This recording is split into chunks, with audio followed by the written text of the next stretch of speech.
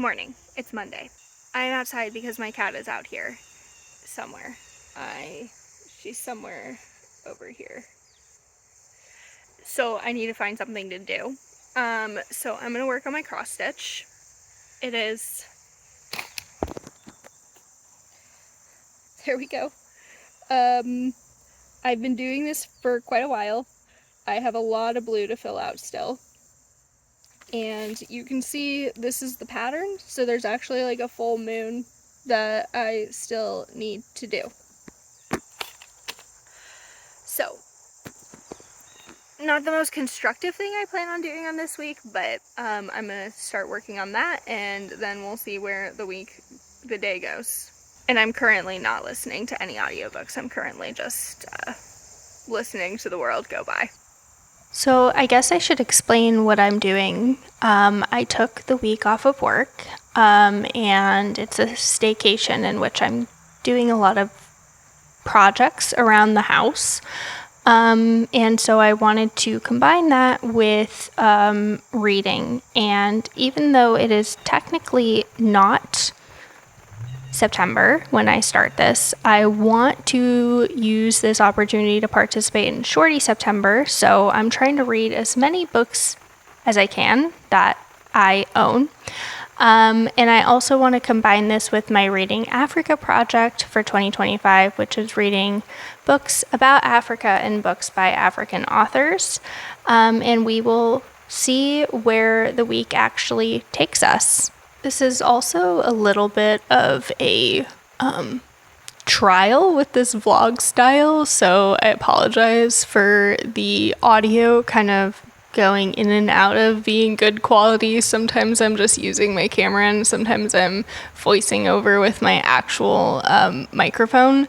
So bear with me because this is an experiment for me.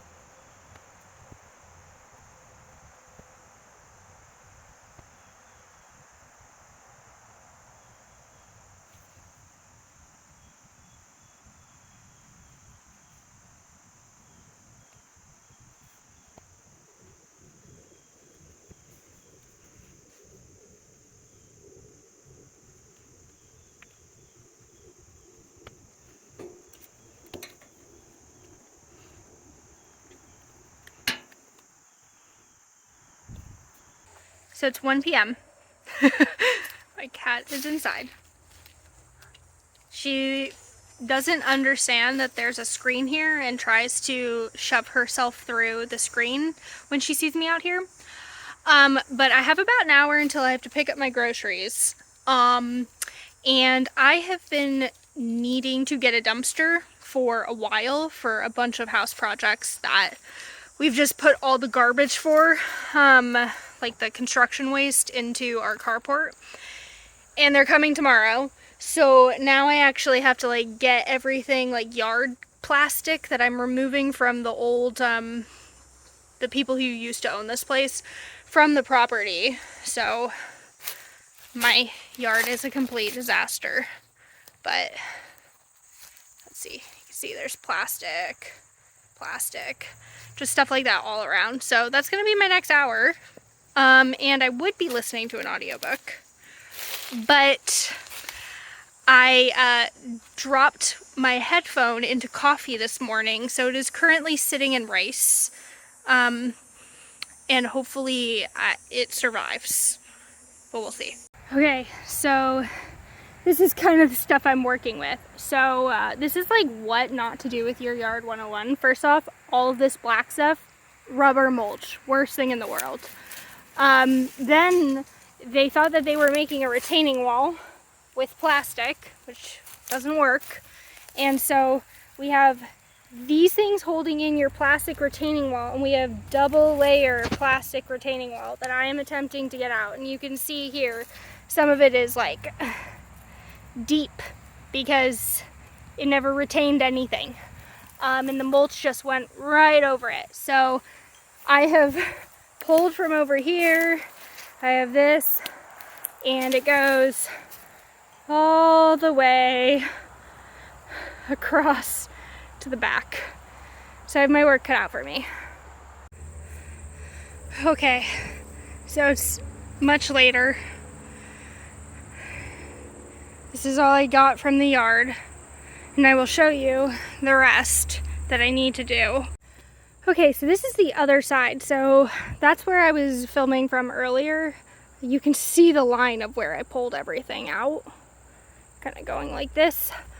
Up to my stairs, there was plastic right there I pulled out, and now I need to do the other side. This is probably going to be a tomorrow thing. So there's plastic on this side of the stairs, and then you can see a little bit right there, and then it continues all the way to this tree. That's what I'm gonna have to do tomorrow. And I look to have a little helper. Hello! She's like, don't touch me.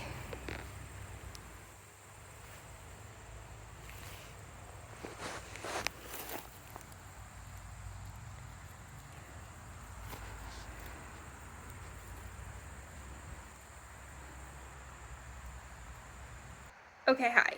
So it's Tuesday.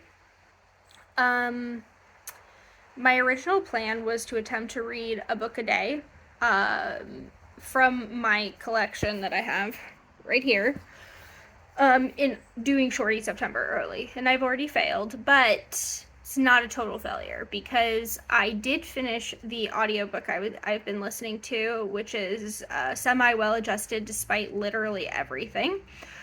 Which is a celebrity memoir.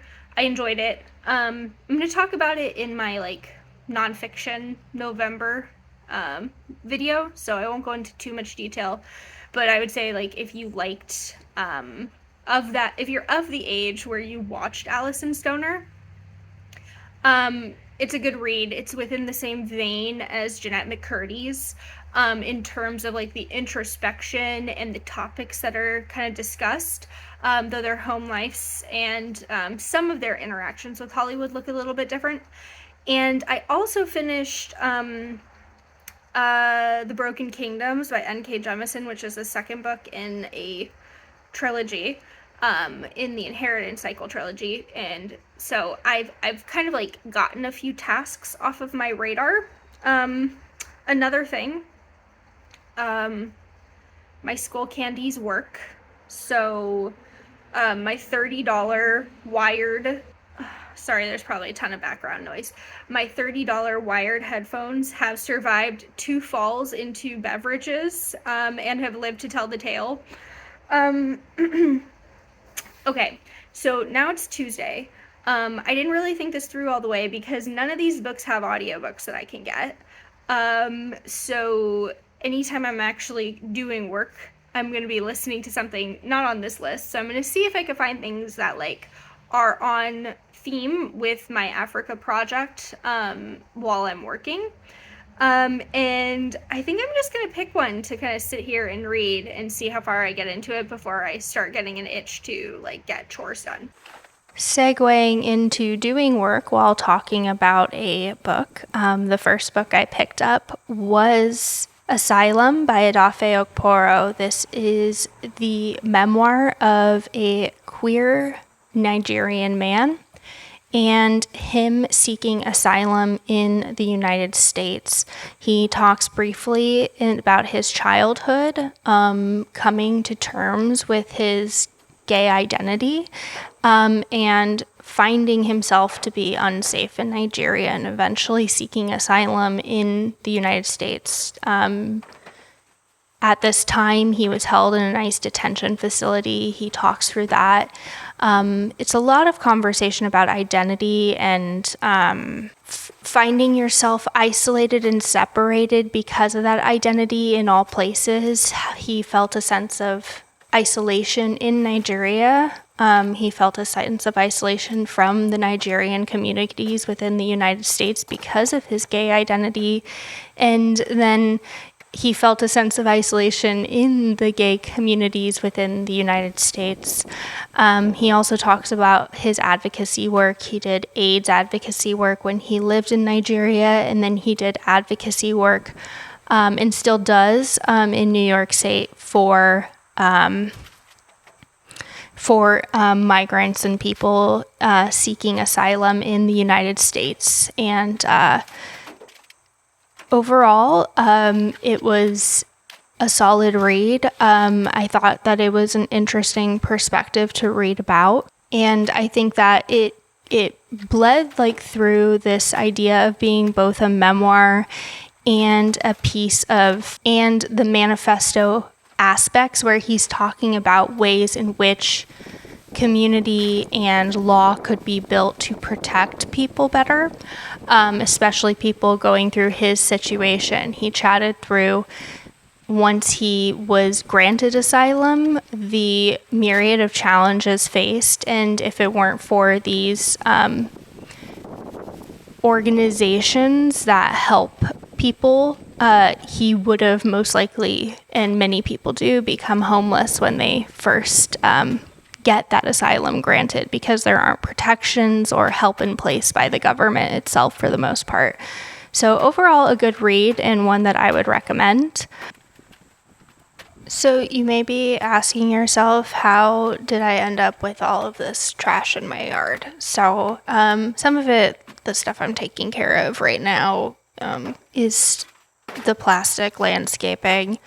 But as you can see, this is not everything that is in the yard or in this carport. Most of this is like just trash that was hanging out around the property when we purchased it, and we've just slowly been moving it under here. And some of it is also the construction waste from different projects. You can see that wood that's like sticking up, and throughout the pile is from a project where some of it was actually rotting out around our garage, so we replaced that last fall. And then some of it is from our bathroom project, which I don't think I show at all in this video, but I am updating the front bathroom, so there's like vinyl and stuff in there. Earlier I removed some like wall tiling that was in our basement. I'm not sure why they put it in, because they kind of just hid the pipes and stuff, which we've had a leak in our pipe before, so it's nicer to just be able to see the pipes in our basement instead of have to pop out ceiling to get to them. So yeah, this is me kind of taking care of this pile.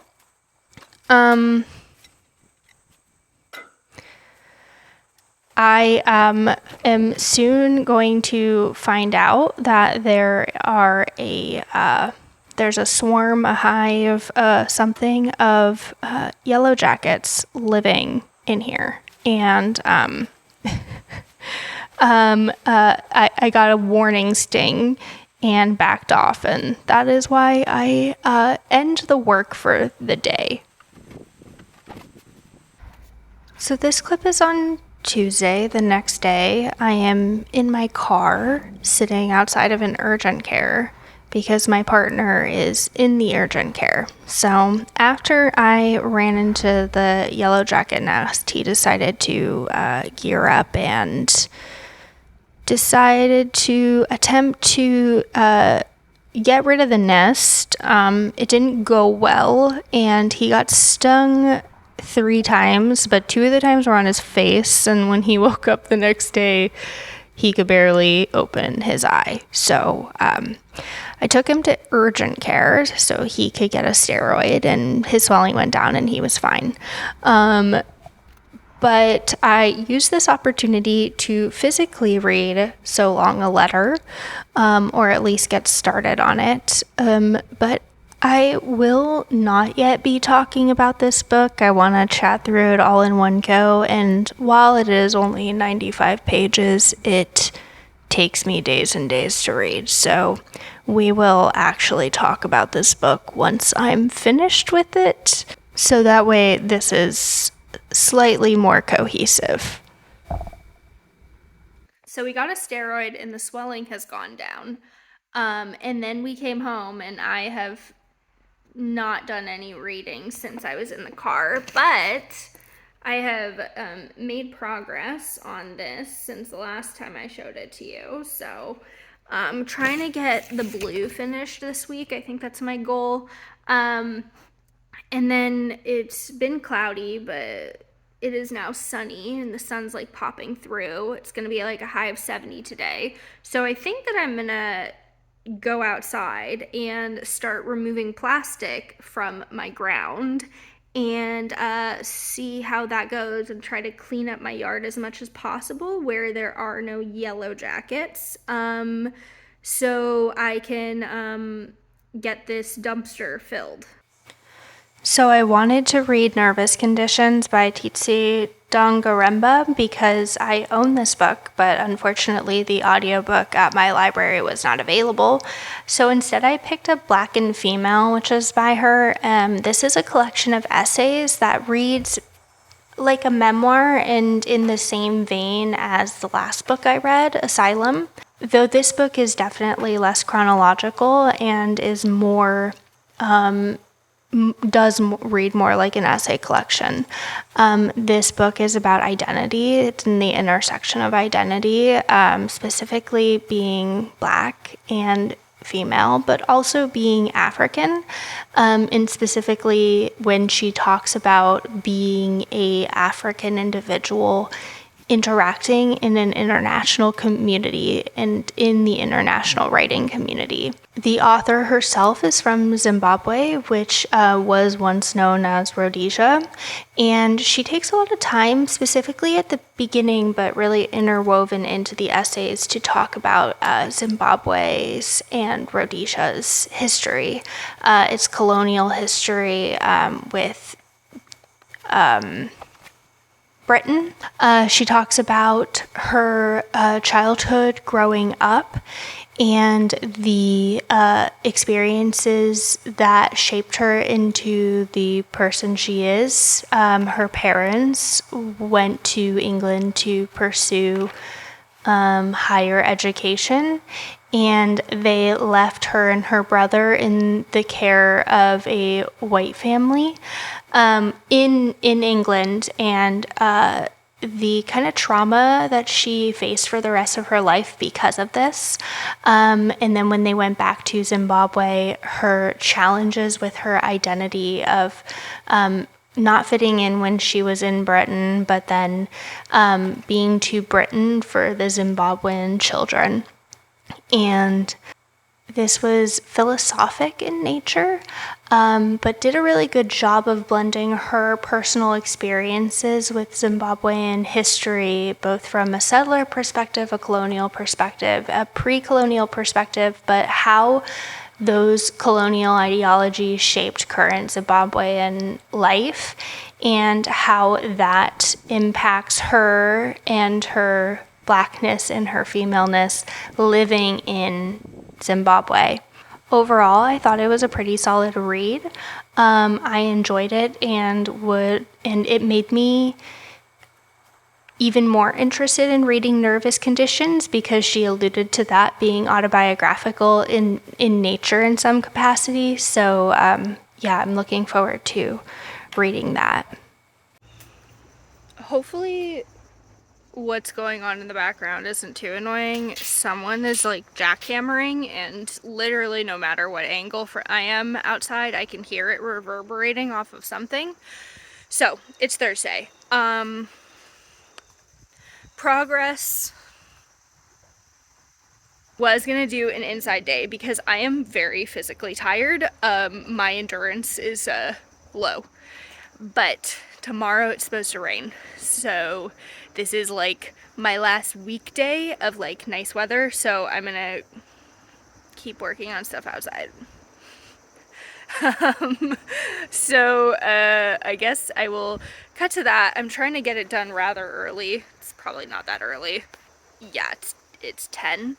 But I'm gonna try to finish stuff that I'm working on out here, get the low-hanging fruit. There's just some plastic in the ground that is just like, they like used metal things to keep it in, and I am having a hard time of it trying to get it out. So I'm going the low-hanging fruit method, and I'm getting out as much as I can physically. I really should have done this before, but I didn't think that there was this much plastic in the ground.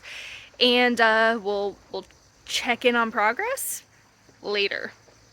So this was about the time in the week when I realized that my method was not going to work, and if I wanted to get some of the physical books that I have on my TBR off, like the small ones for Shorty September, I was going to have to read books that I actually owned and just get the audiobooks for them. Well, books that I did own all the Africa books, but books that I owned that my library actually had audiobooks for. So basically what I did is I already have a tag on Libby app of owned books, and I just went through, and for everything that was available, I just found literally the shortest book. And so the first one was How to Pronounce Knife. This is a short story collection, each of the stories being quite short. They were on average 12 or 13 pages per story, and you follow a bunch of different characters, meeting them where they're at in their life, and it's mainly first and second generation Laotian families or individuals.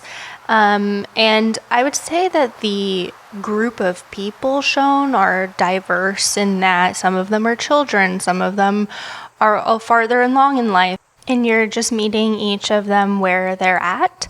Overall, it was a solid short story collection, but I wouldn't say a super memorable one. It's almost noon. I got a lot of this done. They're definitely living in there, so I got as much done as I could, where I'd agitate them and then kind of walk away and agitate them and walk away, trying to get stuff, but the pile is down, you can see. Okay, so I'll show you the dumpster and how filled it is. Here we go. The dumpster as it sits. Lots of stuff.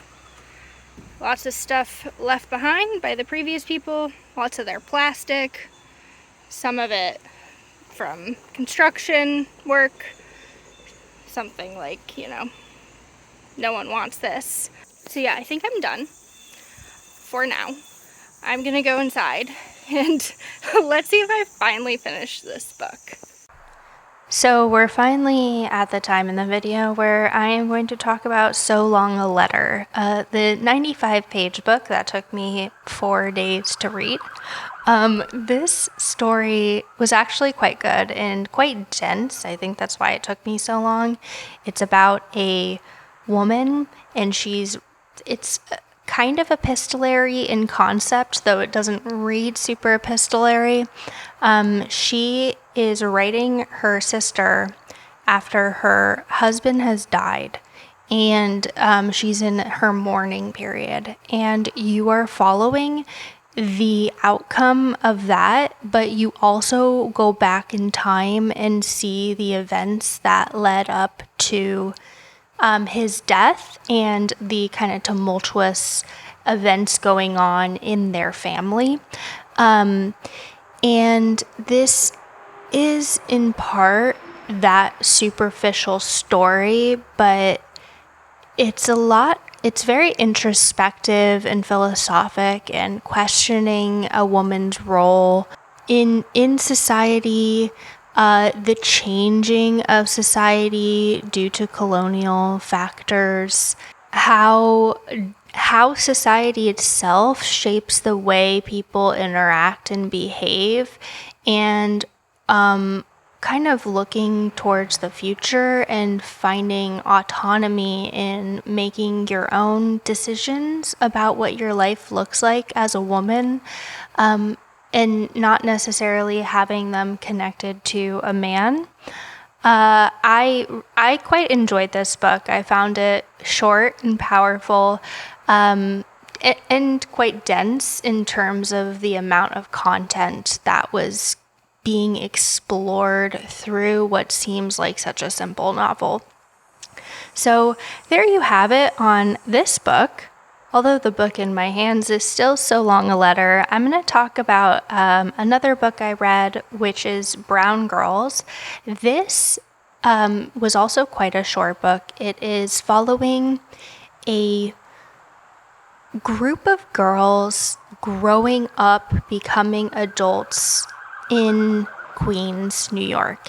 And it's not following a bunch of individual girls. It's following girls becoming women in the we person. So this whole book is told from the we perspective, and it calls out individual names, but it kind of varies the shape of which it's telling its novel through which we's it's talking about.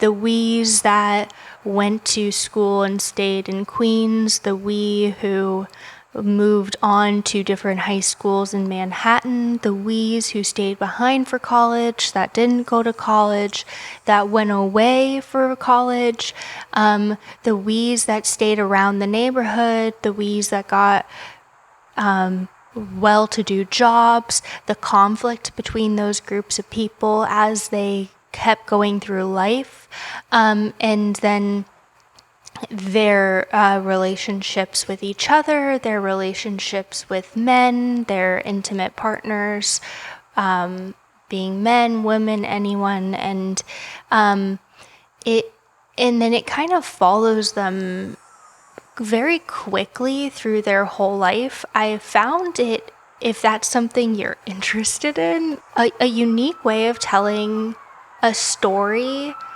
And while it covers a lot, it still felt intimate in the way it was looking at those lives, even though it never got into the granularity. So overall, I enjoyed this book. We're going to talk about Lot by Bryan Washington.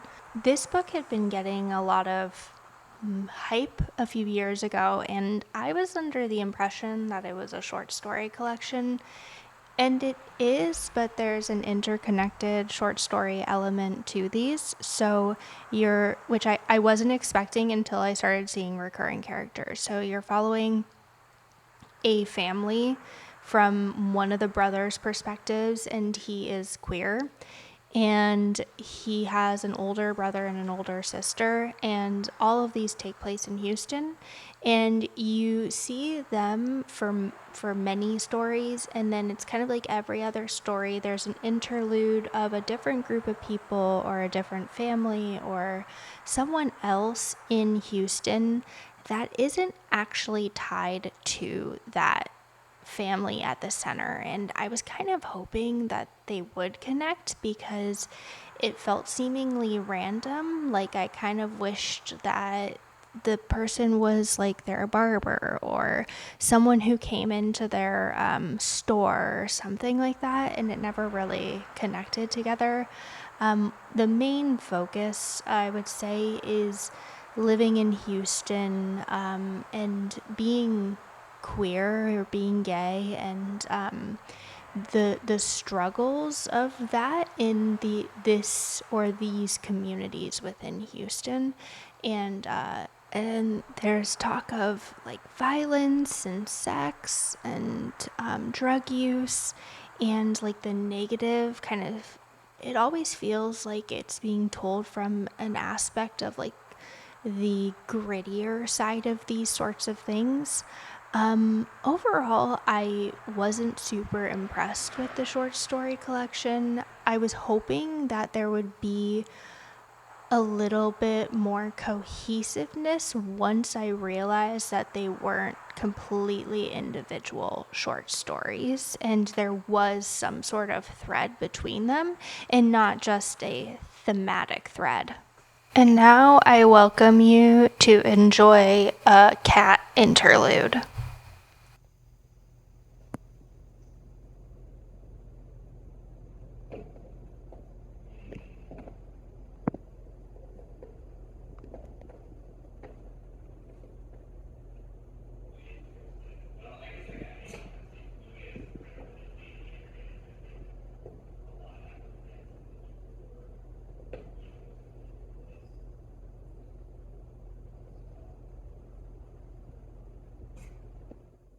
And now, while we enjoy watching myself cross stitch, the next one I want to talk about is also a short story collection, but one I enjoyed a little bit more. It's the Office of Historical Corrections, and this was half short stories and then half one novella. And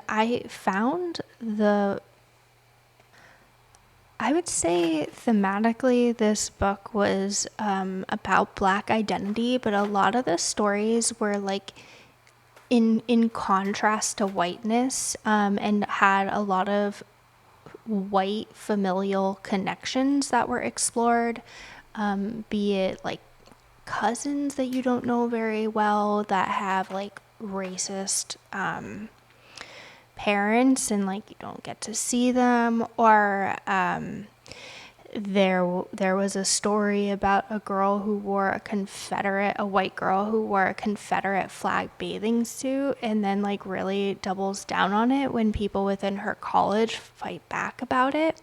And then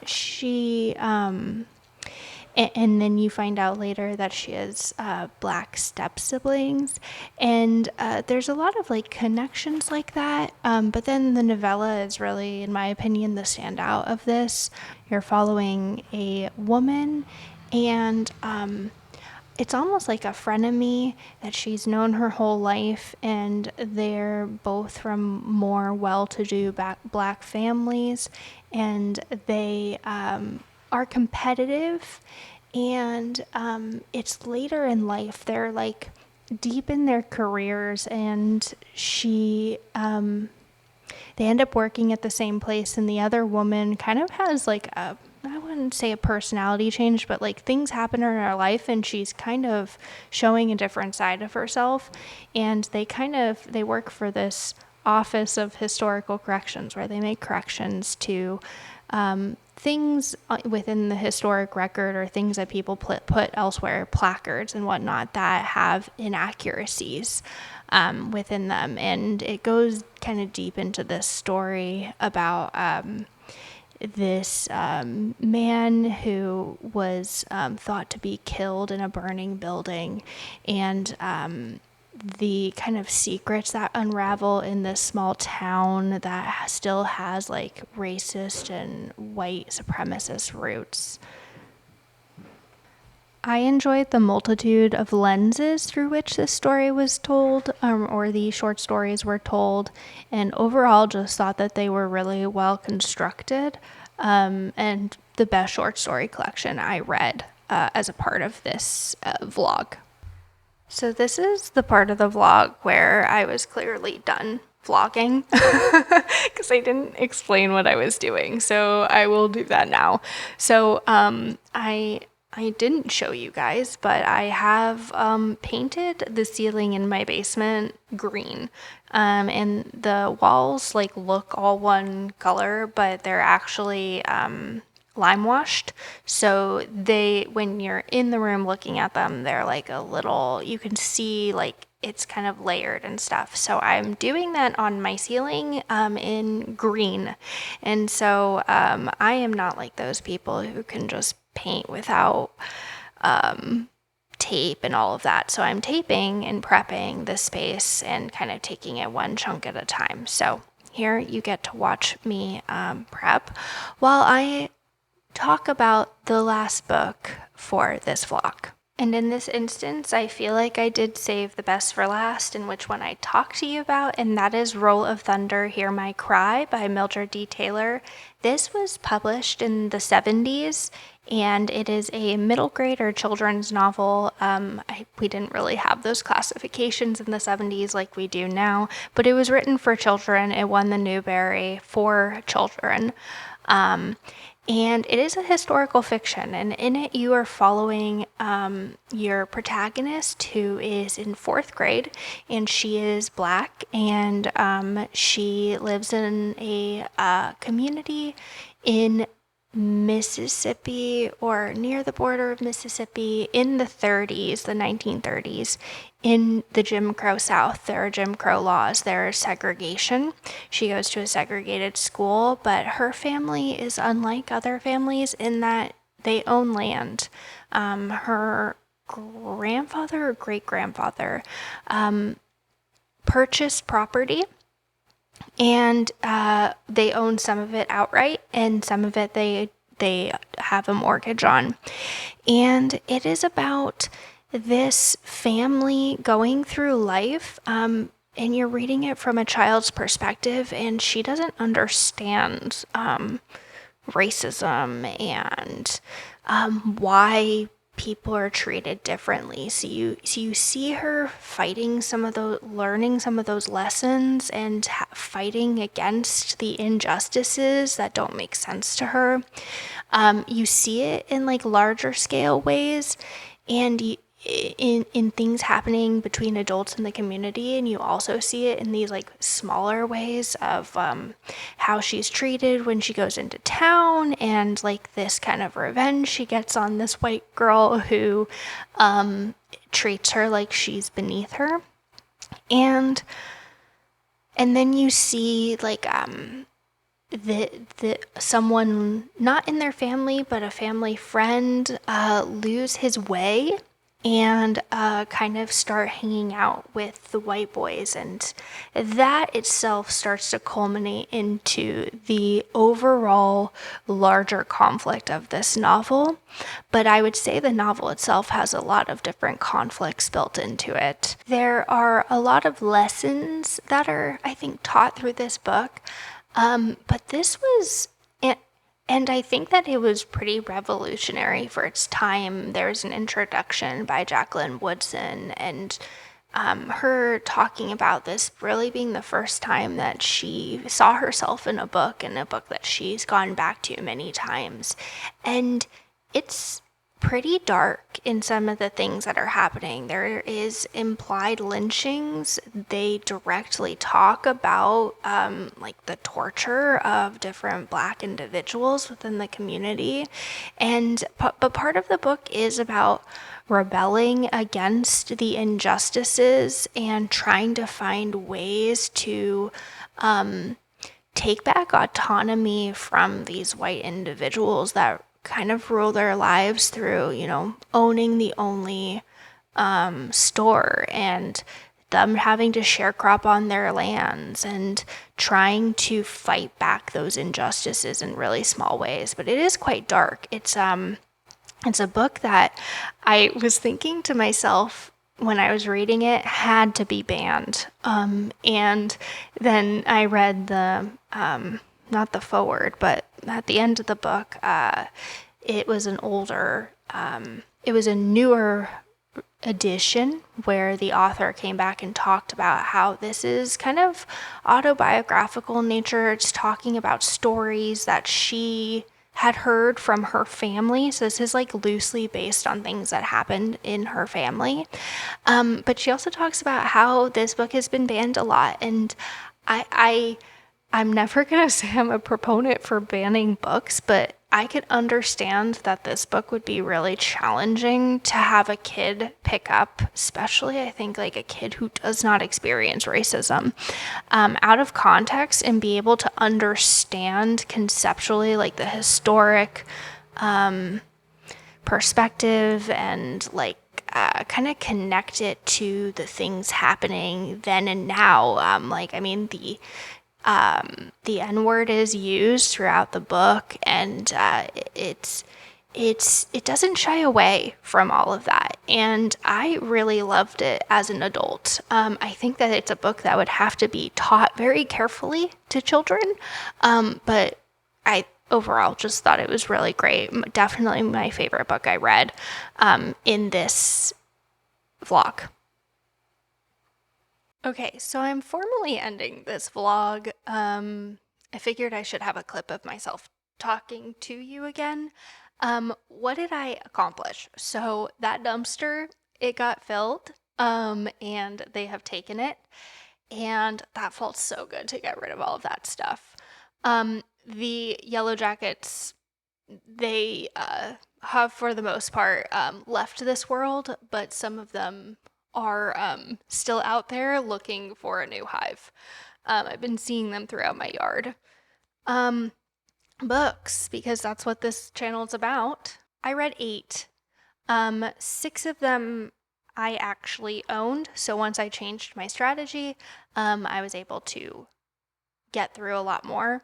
I am hoping that through Shorty September, since I participated early, I'm going to be able to get through that other list that I was hoping to read during the week that I was off, but I just didn't have audiobooks for them and I was doing a lot of work. What else? Oh, the cross stitch. The blue is done. I even put in the yellow, so sorry.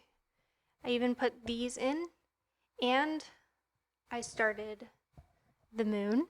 So made progress there, and that's all I got. So this is a little bit new of a format for me, so let me know your thoughts on it, because quite honestly it was very hard to edit and I don't love editing all that much. So but I did have fun doing it and kind of showing you like a little bit into my life that's outside of books while still talking about books. But that is all I have for this video, so until next time, happy reading.